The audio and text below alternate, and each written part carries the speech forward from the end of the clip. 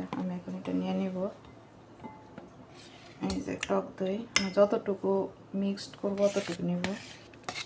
এই যে টক দই, বেশ কিছু টক দই নেওয়া লাগবো, কমাই। আর এই যে একটা কনডেন্স মিল্ক স্বাদ মতো।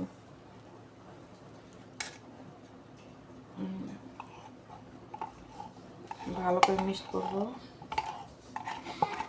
সব কিছু রেডি থাকলে 5 মিনিটের মধ্যেই, 5 মিনিটও লাগে না, অনেক তাড়াতাড়ি হয়ে যায় এটা কাস্টার্ডটা।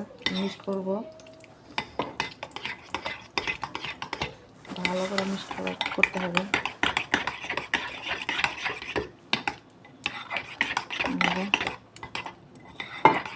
টেস্ট করে দেখতে পারেন টক মিষ্টি ব্যালেন্স ঠিক আছে কিনা।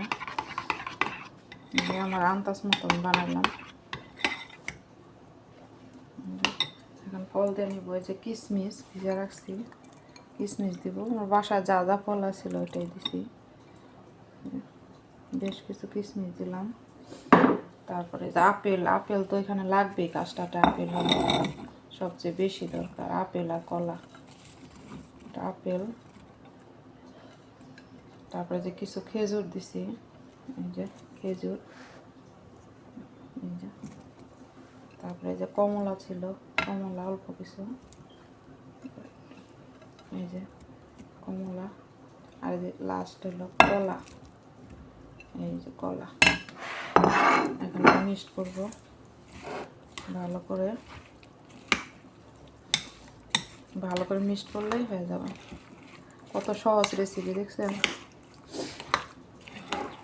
টক দই আর কনডেন্স মিল্ক বাসায় থাকলে, আর বাসায় কলা আপেল টুকটাক থাকলেই হয়ে যায় এটা। এটা ইফতারের সময় খাইলে পেট ঠান্ডা লাগবে, ঠান্ডা হয়ে যাবে, আরাম লাগবে। আর যেহেতু ফলমূল, কোনো গ্যাস নাই, টক দই কোনো গ্যাস নাই, আরও আরাম। এই যে হয়ে গেল আমার ঝটপট কাস্টার্ড। এই যে দেখা সুন্দর জন্য আমি একটা দেব।